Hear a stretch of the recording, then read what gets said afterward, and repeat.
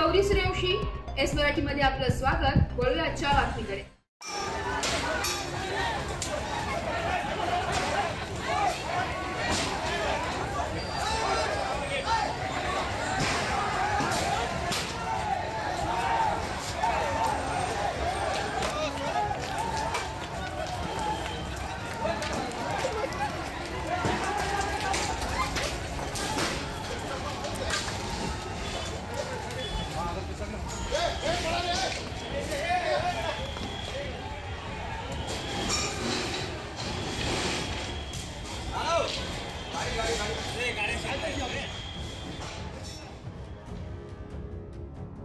नाशिकच्या कळवण तालुक्यातील कळवण खुर्द येथील विठोबा गुलाब पवार यांचे अपहरण झाल्याच्या आरोपातून कळवण पोलिसात ठाण्यात समोर ठिय्या आंदोलन सुरू असताना पोलीस व आंदोलनकर्त्यांमध्ये वाद होऊन आदिवासी बांधवांनी दगडफेक केली आहे। त्यात पोलीस वाहनांच्या काचा फुटल्या आहेत, तर पोलीस कर्मचारी व पत्रकार बांधव जखमी झाले आहेत। आंदोलनकर्त्यांचा असा आरोप आहे की विठोबा पवार यांचा खून झाल्याचा संशय आहे, त्यामुळे आरोपींवर गुन्हा दाखल करावा अशी मागणी होत आहे। कळवण पोलिसात अपहरण व अट्रॉसिटीचा गुन्हा दाखल होण्याची हालचाली सुरू आहे।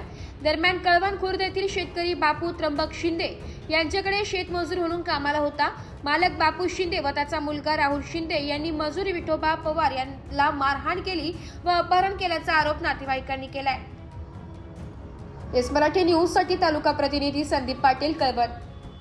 अशाच नवीन ताज्या घडामोडी जाणून घेण्यासाठी आमच्या एस मराठी न्यूज चॅनलला लाईक करा, शेअर करा, सबस्क्राइब करा आणि बेल आयकॉनला क्लिक करायला विसरू नका।